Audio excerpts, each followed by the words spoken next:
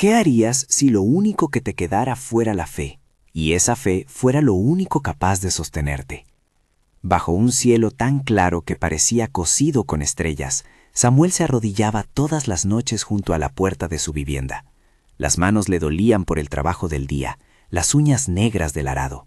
Y sin embargo, cuando la oscuridad caía, su voz se volvía suave y firme como la brisa que recorría las hojas de los árboles. Isabel, a su lado, encendía una lámpara de aceite y miraba al hombre al que había jurado acompañar desde sus tiempos más pobres. Sus hijos dormían en una cama estrecha, con la respiración tranquila de los pequeños que no saben del todo el peso de las preocupaciones de los adultos. La parcela que llamaban suya estaba lejos de ser una tierra reconocida por mensuras o títulos. Era más bien el fragmento de una promesa, una loma con suelo rocoso, un viejo cercado de madera y un pozo que a veces tardaba en devolver agua cuando más se necesitaba.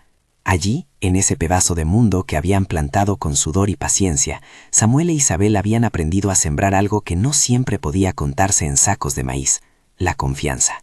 No una confianza ingenua, sino esa que se alimenta con pequeñas oraciones repetidas en la noche, con manos que limpian utensilios al terminar la jornada, con la mirada que busca el amanecer aun cuando la cosecha es escasa.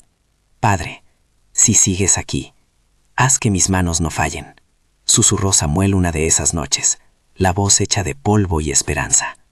No pido riquezas, pido fuerza para seguir sembrando lo que tú pongas en mi mesa. Isabel colocó la palma sobre su espalla y el gesto, pequeño como la espuma en el borde del río, dijo más que un discurso entero. Entre ellos había acuerdos silenciosos: no gastar en vanidades, guardar para el tiempo de escasez y abrir siempre la puerta a quien necesitara cobijo, aunque lo que quedara fuera poco. Esa puerta abierta fue testigo de muchas historias, de niños que llegaban con el vientre vacío, de viejos que buscaban refugio de la lluvia, de vecinos que cambiaban una cesta de huevos por ayuda en la siembra. No existía en su pensamiento la idea de que la fe fuera un contrato por el cual recibirían recompensas automáticas. Su fe era antes una conversación continua con Dios y con la gente. La mañana en que todo cambió comenzó con un olor a tierra mojada y un canto de aves no muy distinto de otros días. Samuel iba con su caballo al mercado cercano a vender un poco de leche y comprar una herramienta que necesitaban. Isabel se quedó en casa, hirviendo con destreza un tomate para la comida, cuando un grito cortó el viento. Fue un sonido crudo y desesperado. Alguien pedía ayuda con la voz rota. Samuel, sin pensarlo, dejó la carreta, echó a correr, y encontró a un hombre mayor doblado sobre la vereda, sus ropas destrozadas, con sangre que teñía la tierra. Unos jóvenes habían intentado robarle, lo habían golpeado y dejado allí, como si fuera un resto prescindible. Los ojos del anciano estaban llenos de miedo, pero había una chispa de dignidad aún en su mirada. Samuel lo ayudó a incorporarse, le limpió las heridas con agua y aplicó un paño que sacó del costal. Isabel apareció con el botiquín, curó lo que pudo y ofreció pan y queso. No eran médicos ni poderosos, eran 2 manos dispuestas. «Señor, gracias», murmuró el anciano al recuperar el aliento. «No sé cómo podré reparar lo que me han quitado. No hay forma de pagarles». Samuel negó con la cabeza. No pidió nada. Le pareció suficiente ver al hombre recuperar color, y eso le bastó por un instante. Pero el anciano no era un hombre cualquiera. Su nombre en la región tenía peso. Era un finquero conocido, alguien que tenía la costumbre de ayudar en secreto a quienes lo necesitaban. En los días que siguieron, como si las palabras de gratitud se transformaran en corrientes que llegaban muy lejos, aquel gesto sencillo produjo una bendición inesperada. Una mañana, cuando el rocío todavía colgaba de las hojas como cuentas de plata, un carruaje llegó a la puerta de la casa. Delante de la luz, el anciano bajó con paso lento pero digno. Había vuelto para agradecer con más que palabras. Con manos temblorosas ofreció a Samuel una maquinaria vieja pero firme, un tractor que el finquero ya no usaba, algunos animales de cría que serían suficiente para multiplicarse con tiempo, y semillas distintas, de mejor calidad. «No puedo pagar lo que hiciste por mí», dijo el anciano, «pero he visto cómo el Señor obra por medio de quienes no esperan nada. Tomen esto, cuídenlo, y que les ayude a levantar el pan de cada día». Samuel recibió las llaves de la maquinaria sin que su corazón aceptara del todo el peso de aquello. Isabel lloró en silencio, no por la riqueza que aquello representaba, sino porque veía en sus manos un fruto de la misericordia que ellos tenían por costumbre ofrecer. No hicieron alboroto. La prosperidad llegó con la humildad que siempre los caracterizó. No hubo discursos grandilocuentes, ni promesas vertidas como monedas, solo una aceptación llena de gratitud y la decisión de usar lo recibido para crecer, pero también para compartir. «Padre, no quiero que esto me cambie», dijo Samuel una noche, tocando la manija metálica del tractor con la palma. «Si esto es para cuidarnos y ayudar, haz que lo usemos bien». La comunidad lo notó. Al principio hubo sorpresa. La familia que antes apenas alimentaba a sus hijos, ahora reparaba los caminos, contrataba a algunos trabajadores, ayudaba a reparar la casa de un vecino con techo alto. Samuel siguió despertándose al alba para arar la tierra. Isabel continuó tan meticulosa en las siembras como siempre. No hubo ostentación, sino más bien entrega. Si la cosecha era generosa, una parte se llevaba a los ancianos del pueblo, otra parte se vendía para comprar medicinas o para sostener la escuela del barrio. Esa generosidad no pasó inadvertida. A algunos les alegró, a otros les despertó una inquietud que no era solo humana. El narrador observa, desde una perspectiva que entiende tanto de corazones como de silencios, que las buenas obras a veces llamaban la atención de fuerzas distintas. Hubo quien murmuró en la plaza que la familia de Samuel tenía suerte. Otros se preguntaban por qué la fortuna había tocado a quienes nacieron sin apellido ilustre. En la sombra, hay quienes prefieren que la esperanza no se multiplique, porque cuando se multiplican las manos que comparten, disminuyen las posibilidades de explotar a los demás. Samuel no pensaba en eso. Tenía el rostro curtido por el sol y la sencillez grabada en la mirada. Veía la vida como una tierra que requiere paciencia. No dejó de orar. Sus plegarias seguían siendo cortas, directas. «Señor, que mis manos recuerden siempre a los que no tienen», rezaba al terminar de cenar. «Que lo que consigo sea semilla, no razón para olvidarte». Los meses siguientes trajeron cambios. Las cercas se repararon, el pozo se limpió y la huerta produjo más de lo esperado. Los hijos, que antes jugaban con palos y barro, tuvieron libros nuevos y oportunidades para soñar. La gente del pueblo empezaba a referirse a Samuel con respeto. «Ese hombre trabaja y comparte», decían algunos, y en esas palabras había tanto admiración como una pizca de distancia. El tractor abría surcos que prometían mejor retención de agua. Los animales multiplicaban sus crías. Se registraban compras hechas con esfuerzo, pero también con la responsabilidad de mantener la humildad. Sin embargo, la historia avanza no por el brillo y la apacibilidad, sino por los contrastes que la vida arroja. Hay días que parecen bordados con la promesa del mañana, y noches que revelan hilos sueltos, listos para enredar todo lo construido. Cuando algo crece, las raíces se muestran, pero también la posibilidad de insectos y malezas. Así, detrás de la sonrisa de quien comparte, se asoman ojos que no celebran la multiplicación. No siempre es envidia humana la que se siente. Hay sensaciones que el narrador describe como corrientes oscuras, como si algo quisiera poner a prueba la fibra de aquel hombre que se arrodillaba bajo las estrellas. Un día, al amanecer, el rebaño apareció inquieto. La primera res que encontraron muerta no parecía acorde a un problema común. No había sangrado, no había marcas de depredador, solo un cuerpo sin vida y un silencio extraño que se pegó a la mañana. Samuel lo sintió como un golpe frío al pecho. Revisó el resto de los animales con manos temblorosas. Algunos mostraban señales de decaimiento, otros estaban demasiado quietos. Llamó a los trabajadores. Algunos no entendían y otros prefirieron buscar la opinión de un veterinario en el pueblo. A falta de explicación, la comunidad murmuró. «Algo no está bien», dijo Isabel, apoyando la frente contra la de Samuel. «He visto esto en otras fincas, pero no sé si somos nosotros o si alguien desea nuestro mal». Samuel miró el cielo y no pudo evitar una oración que sonó más como una confesión que como una petición. «Padre, si esto viene de pruebas que tú permites, dame paciencia. Si viene de manos humanas o de la maldad, protégeme de lo que no puedo ver». No había en su oración un tono de exigencia, había entrega y una petición por discernimiento. No quería caer en la tentación de reclamar derechos que no tenía. Sabía que la fe no era un escudo mecánico que repeliera todo daño. Aún así, le dolía la incertidumbre. La finca, que apenas estaba encontrando equilibrio, empezaba a mostrar fisuras. Las cosechas del siguiente mes no fueron las prometidas. Algunas hileras aparecieron marchitas de la noche a la mañana. Los naturales que habían llegado para ayudar empezaron a marcharse con excusas. Uno dijo que tenía que arreglar un familiar enfermo, otro que encontró trabajo en la ciudad. Los encuentros en la plaza se volvieron menos amables. Miradas calculadoras, susurros que no se detenían a preguntar por la verdad. Samuel sentía en su alma una aridez que no correspondía a la sequía del campo, sino a una soledad que calaba profundo.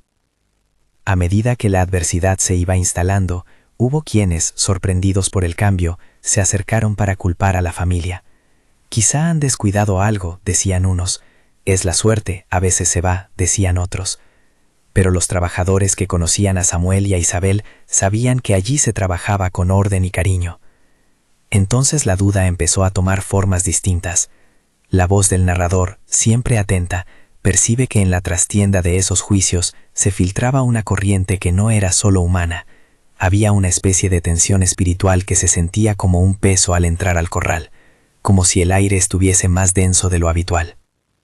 Samuel no pudo evitar sentir un nudo en la garganta, y en el silencio que dejó la salida de los últimos trabajadores, repitió otra vez con la voz quebrada: Señor, no sé por qué nos permites esto, no sé qué buscas en nuestro dolor, pero no abandono lo que me enseñaste.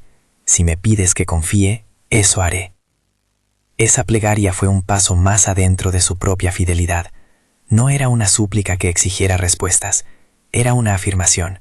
Seguirían creyendo aún sin entender. Aún así, las noches se volvieron más largas. Los niños empezaban a preguntar por qué las gallinas no ponían huevos y por qué la comida no rendía como antes. Isabel se esforzaba en poner pan sobre la mesa, en contar historias para que los pequeños durmieran, sin imaginarse que el mañana se podía quedar en blanco. En medio de la tensión, ocurrieron pequeñas señales que no podían explicarse con lógica sencilla. Un vecino encontró junto al cercado una herradura torcida colocada encima de una piedra. Otro halló una rama quemada con marcas sobre la corteza, como si alguien hubiera intentado señalar algo con fuego. No eran grandes actos, pero en la cultura del campo esas señales hablaban. Hablaron de miradas que pasaban antes de la noche, de voces que se apagaban cuando alguien se aproximaba, de perros que no querían entrar al establo. A Samuel le costaba nombrarlo. Temía parecer crédulo o temerario. Sin embargo, su corazón no podía fingir que nada ocurría. Mientras tanto, la generosidad de Samuel continuaba. A pesar de la pérdida de algunos animales, cuando la vecina que vivía al otro lado del camino pidió ayuda para curar la fiebre de su hijo, Samuel le dio lo poco que tenía: alimentos, medicinas rudimentarias y la compañía necesaria. Isabel calentó una sopa y la llevó al cuarto. No era un acto de heroicidad espectacular, era lo cotidiano: dar lo que se puede cuando se puede. Ese proceder, en ocasiones, acercaba más amor que la mejor cosecha. Pero con la bondad también llegaba la prueba. Había noches en las que Samuel despertaba con la sensación de que algo le tocaba la cara. Al abrir los ojos, veía sombras que se disolvían como humo en los rincones. No quiso contarlo al principio, temeroso de despertar el miedo en sus hijos. Prefería orar en silencio, con palabras que sonaran como piedras lanzadas al agua, pequeñas, suficientes para hacer olas mínimas, pero constantes. Padre, si hay fuerzas que quieren robarnos la paz, cúbrenos con tu misericordia, imploró una madrugada. No permitas que el odio tenga más voz que el amor que has puesto en nosotros. En esos momentos, su oración tenía algo de reconciliación. No pedía la eliminación de la prueba la primera, sino la gracia para sostenerla. Esa diferencia marcaba la fibra de su fe.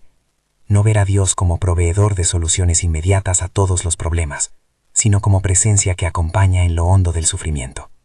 Los días transcurrieron y la tensión empezó a afianzarse. Un sábado, cuando el sol golpeaba con fuerza, una parte de la cosecha apareció marchita y reseca, como si una enfermedad invisible la hubiera devorado en cuestión de horas. No hubo aviso. Los campesinos con experiencia en el lugar lo miraron y fruncieron el ceño. No era plaga conocida ni falta de agua simple.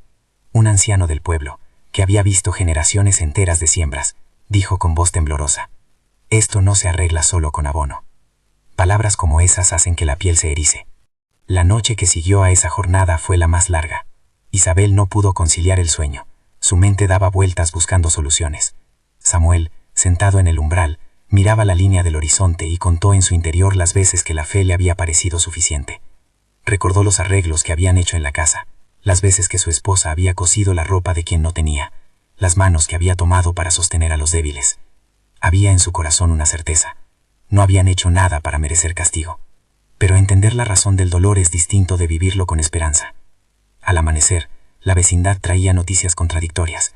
Algunos aseguraban que era obra de ratas o de un hongo. Otros hablaban de brujería. Aquella mañana se hizo una reunión improvisada en la plaza. Samuel, con la cara marcada por las noches largas, escuchó las opiniones con el pecho apretado. No quería convertirse en un símbolo ni en un culpable, solo esperaba encontrar la mejor manera de cuidar a su familia. Cuando la reunión se dispersó, regresó a casa con la sensación de que la soledad se había vuelto compañía cotidiana. Isabel le entregó una taza de café humeante. Sus manos temblaban, pero los ojos estaban resueltos. No había recriminaciones entre ellos, solo la firme convicción de que debían mantenerse unidos. En un gesto que había tomado ya la forma de costumbre, Samuel tomó la mano de su esposa y dijo, con la voz seca: «Si esto es una prueba, la pasaremos con la verdad de nuestras vidas. No buscaremos el atajo de culpar a otros, ni la trampa de creer que merecemos más de lo que somos». Esa afirmación era a la vez un canto y una defensa. No era altanería, era humildad con dientes para morder el miedo. Sin embargo, la vida no siempre respeta los compromisos humanos de nobleza. Poco después, comenzaron a suceder cosas que no se podían atribuir solo a mala suerte. Uno de los peones que más había confiado en Samuel apareció una mañana con el rostro demudado. La mujer de su pueblo había enfermado gravemente y necesitaba ayuda para viajar a la ciudad. La familia de Samuel no tenía recursos para solventar el viaje, pero lo hicieron. Estuvieron dispuestos a prestarse sin calcular. Cuando el peón regresó, agradeció con lágrimas y dijo que quizás sin esa ayuda habría perdido todo. Estos actos, que a cualquiera le hubieran parecido honrosos, parecían ahora polvo en medio de un viento más fuerte que los habían asolado. En la noche, mientras los niños dormían con la frente pegada a una almohada remendada, Samuel se quedó despierto pensando en la precariedad de todo. Sintió por primera vez que la prueba no solo tocaba productividad o pose, tocaba el centro de la confianza que él tenía para con Dios. Se preguntó si su fe era capaz de resistir el golpe más grande. No encontraba respuesta clara, pero sí una certeza íntima. Debía sostener la voz de la espera. Con la respiración contenida, pronunció una oración que no quería que fuera la última palabra, sino la antesala de algo más. «Padre, si todo se derrumba, quédate conmigo en las ruinas», dijo con el pulso contenido. «No te pido explicaciones ahora, solo quédate». La petición fue simple, casi elemental. No demandaba derribar montañas ni enviar alivio inmediato. Pedía la presencia, la compañía en la noche. La oración, más que cambiar el entorno, cambió su postura. Se fue a la cama con el alma un poco calmada, sabiendo que la vida podía arrebatarle lo que tenía, pero no la raíz que lo sostenía. Aquel periodo marcó una línea divisoria en la historia. La prosperidad llegó y floreció por un tiempo, con su ritmo natural de aportar tanto bendición como responsabilidad. Pero las señales de contratiempo empezaban a acumularse como nubes que anuncian tormenta. Los animales que sobrevivían mostraban cansancio. Las pocas semillas que quedaban se miraban con recelo. La sombra de la duda se filtraba en algunas conversaciones, y la gente, que antes aplaudía su generosidad, ahora se detenía a observar sin saber qué pensar. Samuel comprendió que la historia que vivía no era solamente suya. Cada vez que extendía una mano, alguien aprendía lo que significaba dar sin esperar. Cada vez que guardaba silencio ante la sospecha, enseñaba a sus hijos la dignidad de la paciencia. La finca entonces dejó de ser solo tierra y pasó a ser un aulo de fe. No por la seguridad que ofrecía, sino por la posibilidad que daba de elegir cómo responder al dolor. Mientras tanto, en la penumbra fuera de la casa, había figuras que observaban con interés oscilante. No eran necesariamente personas visibles, eran corrientes que parecían colarse por las rendijas de los miedos. El narrador no pretende doctrinar a nadie sobre la mecánica de lo invisible, pero sí apuesta a contar la experiencia de quien vive la lucha entre mantener la esperanza y caer en la desesperación. Y en esa lucha, Samuel se preparaba sin saberlo para golpes que aún no habían llegado. La historia no termina en ese punto. Apenas traza el mapa de una vida que empezaba a correr riesgos mayores. Aún quedaban cosas por contar, pérdidas probadoras, noches más oscuras, la fidelidad extendida hasta los extremos. Aún quedaban por ver cómo reaccionaría un hombre cuya fe había sido templada en el trabajo y en la oración, cuando la prueba llegara con todo su peso. Pero en ese umbral, con la familia reunida alrededor de una mesa que sostenía más amor que comida, Samuel mantuvo lo que sabía mejor: una mirada hacia arriba y una palabra de entrega. «Señor, no prometo entender, pero prometo confiar», susurró, y en sus ojos había tanto cansancio como firmeza. Si esta historia te habla al corazón, deja en los comentarios «Dios es mi fortaleza» y comparte una palabra de ánimo para alguien que vive su prueba. La vida siguió su curso, pero ahora cada amanecer traía un peso distinto. Las manos de Samuel, que antes firmaban la tierra con surcos de esperanza, comenzaron a temblar por el cansancio y por el continuo asedio de pérdidas pequeñas que se habían vuelto insoportables. Una fiebre inesperada se llevó a Isabel en pocas semanas. Primero la piel febril, después la respiración que se volvía más lenta, hasta que una mañana el silencio llenó la casa con la misma densidad con que antes estaba la risa. No hubo gritos, hubo un llanto contenido, manos que se aferraban a otras manos, y el olor del café frío que nadie alcanzó a beber. La noticia de la muerte de Isabel corrió como un viento triste por el pueblo. Algunos fueron a ayudar en lo inmediato, arreglar la casa, preparar comida para los niños, acompañar en la noche del velorio. Otros, que no aceptaban la explicación de las desgracias, se mantuvieron al margen, mirándolos con ojos que no sabían si mostrar compasión o distancia. Samuel permaneció sentado junto al lecho donde su esposa yacía, con las manos frías sobre las sábanas. Sus oraciones, que tantas noches habían sido suave repique de confianza, se volvieron ahora palabras que salían rotas y crecían en un lamento que no buscaba respuestas, sino presencia. Padre, en tu misterio, si esto tiene un sentido que no alcanzo, dame la gracia de no endurecerme, susurró, la voz volviéndose apenas viento. No me pidas que entienda, pídeme que me sostenga en ti. Su pedido no reclamó explicaciones, pidió ayuda para no ceder al amargor. Isabel había sido el ancla de la familia, la callada guardiana de la paz. Su ausencia dejó un hueco que ninguna cosecha podía llenar. Los niños, con la inocencia todavía pegada a los ojos, preguntaron por qué la madre ya no respondía a sus juegos. Samuel respondió con historias, con pequeñas verdades sobre la bondad y la misericordia, con la firmeza de quien no quiere que el duelo se transforme en desolación. Sin embargo, el golpe más devastador aún estaba por venir. En una tarde que había empezado como otra cualquiera, los niños salieron a jugar cerca del cerro, donde siempre hallaban ramas, piedras y un mundo que parecía inventado solo para ellos. La niebla bajó rápido, como si la tarde guardara un secreto.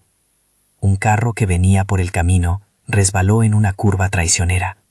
Nadie pudo evitar el desastre. La noticia llegó a la casa como una sombra cerrando una puerta. Los dos hijos de Samuel y de Isabel, la carne de su carne, murieron en el accidente. El narrador guarda silencio ante el detalle crudo de ese momento, porque algunas pérdidas no merecen el filtro del relato voraz. Merecen respeto, recogimiento y la posibilidad de un duelo no narrado en titulares. En la casa, las voces cesaron. Los pequeños juguetes quedaron en los rincones como si el tiempo hubiera decidido detenerse allí. Samuel se puso de rodillas junto a la cama, donde tantas veces había orado, y su oración fue un grito que no exigía explicaciones, sino compañía en el hueco. Señor, ¿por qué? Fue una pregunta y a la vez una ofrenda. No acuso, solo no sé cómo continuar sin ellos. Quédate conmigo, como te pedí antes. Quédate. No hubo promesa de respuestas, solo la exigencia de que la presencia divina sostuviera su corazón en el abismo. Los días que siguieron fueron una sucesión de actos mecánicos, entierros, arreglos, palabras que se escuchaban como ecos lejanos. Los vecinos que antes habían traído panes, ahora regresaron con miradas que no sabían si consolar o alejar. Algunos se acercaron, otros se alejaron, temerosos de la tristeza que parecía contagiar. La finca quedó con menos manos. El tractor, que antes abría tierra y esperanzas, quedó parado en ocasiones por la falta de quien lo maniobrara. La soledad y el dolor calaron tan hondo que la salud de Samuel comenzó a fallar. Un mal que se extendió por la piel se tornó en llagas que dolían con cada paso. La sensación era como si el cuerpo hablara lo que el alma no podía gritar, la fatiga inmensa de sostener lo que se había perdido. Durante casi un año, la enfermedad lo consumió poco a poco. Se levantaba cuando podía, a veces no se levantaba. El rostro se le llenó de surcos por la enfermedad, y la gente, que había admirado su constancia, empezó a mirarlo con piedad inquieta. No fue un camino de resignación rápida, fue una senda donde la fe fue puesta a prueba en lo más profundo. Samuel, cubierto de llagas, a menudo se sentaba en la puerta y miraba las estrellas que tantas veces lo habían visto orar. Su voz, cuando salía, era menor que antes, pero más sincera. «Señor, me duele todo», dijo en una noche. «Me duele la carne, me duele la memoria de sus risas, me duele no poder sembrar como antes. No sé qué significa todo esto, pero confío en ti. Si me pides que soporte, dame fuerzas para hacerlo». Era una oración sencilla, sin políticas de recompensa. Era la entrega de un hombre que había aprendido que la fe no es la ausencia de dolor, sino la elección de permanecer. La comunidad, dividida entre quienes ayudaban y quienes se mantenían al margen, veía ahora a Samuel convertido en figura de lo que la adversidad puede hacer, modelar o quebrar. Algunos rezaban por él, otros pensaban que la vida había hecho su selección cruel.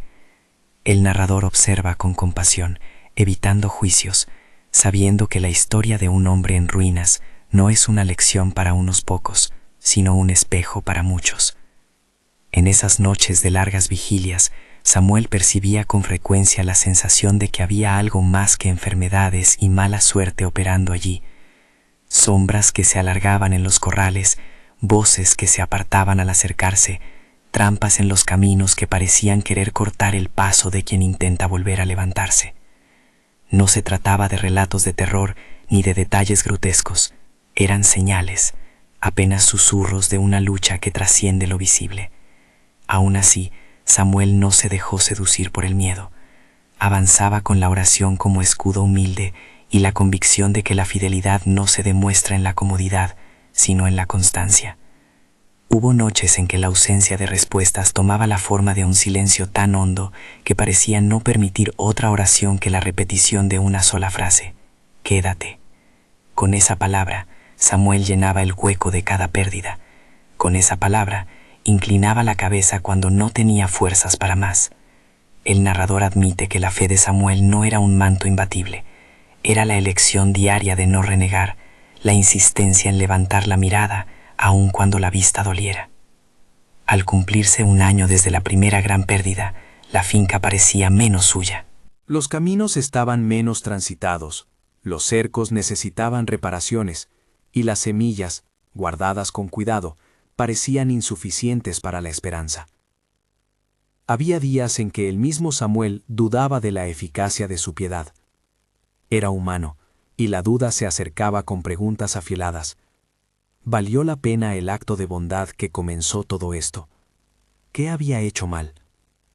Pero en el fondo de su alma persistía una certeza que no pertenecía a la lógica de la prosperidad.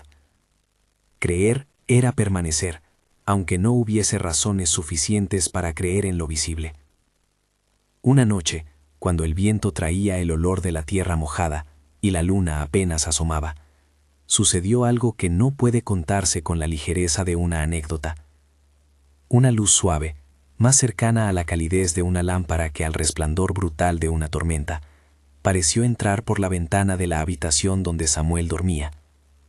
No fue un destello fanfarrón, fue una proximidad de paz. No había trompetas ni estridencias. En esa claridad apareció una figura que no imponía terror ni espectacularidad, sino serenidad. Alguien cuya presencia parecía hecha de respeto y calma. Para quienes esperan efectos escénicos, aquí no los hay. Lo que ocurrió fue una confirmación silenciosa de que la prueba tenía un límite. La figura habló con voz que no necesitaba elevarse para ser escuchada. Samuel, cansado como estaba, sintió que por primera vez en meses no tenía que fingir fortaleza. El mensajero dijo, con sencillez y firmeza: tu fidelidad ha sido vista. No como mérito para exigir cosas, sino como prueba de lo que el corazón puede ser cuando se decide a permanecer. La prueba termina. Esas palabras no prometieron una fórmula de éxito. Anunciaron el fin de un tiempo de refinamiento. El mensajero continuó: lo que fue arrancado no se devolverá por decreto humano, pero la restauración llegará según la voluntad de quien conoce y ama. Levántate, que tu trabajo tendrá fruto otra vez. Samuel no recibió cifras ni riquezas inmediatas al instante. Recibió algo más profundo: la confirmación de que no era invisible a los ojos del Creador. En su pecho, la angustia comenzó a ceder espacio a una humildad nueva, que mezclaba gratitud y asombro. Las llagas, que habían sido compañía durante tanto tiempo, se cerraron poco a poco. No fue un milagro estruendoso de un día para otro, sino una recuperación que el narrador describe con la serenidad de quien ha visto la paciencia de Dios obrando en etapas. Al amanecer siguiente, las cosas empezaron a moverse con una delicadeza que sorprendió al pueblo.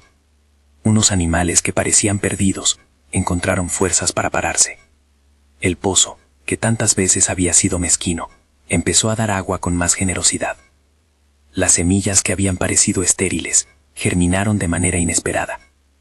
La restauración no fue instantánea ni uniforme, fue gradual, como si alguien fuera regresando, con manos discretas, lo que la vida había llevado. No hubo ostentación, nadie apareció con una bolsa de oro ni con títulos firmados. La tierra, sin embargo, respondió con fertilidad renovada. Pronto, lo que antes había sido una pequeña finca empezó a multiplicarse en formas que sorprendieron incluso a los más escépticos.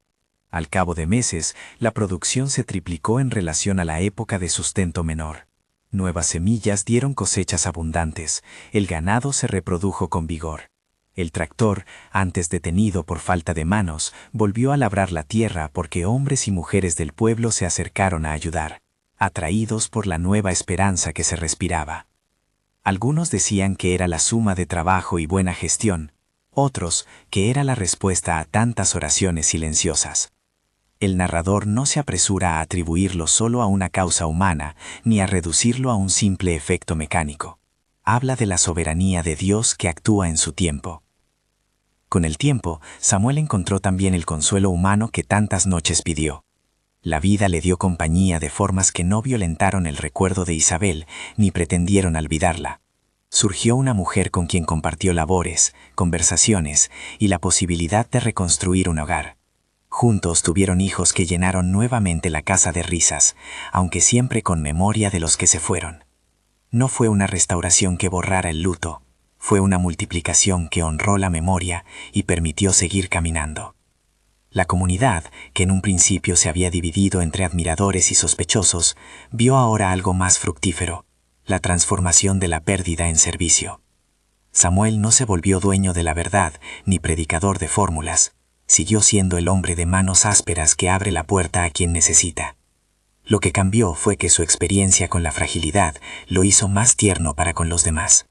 Las riquezas, si es que se puede llamar así a la abundancia de alimentos y cuidado, no fueron exhibidas ni usadas para erigir barreras, fueron medios para abrir más puertas, una escuela con mejores materiales, medicinas para los enfermos, reparación de caminos y apoyo para las viudas del pueblo.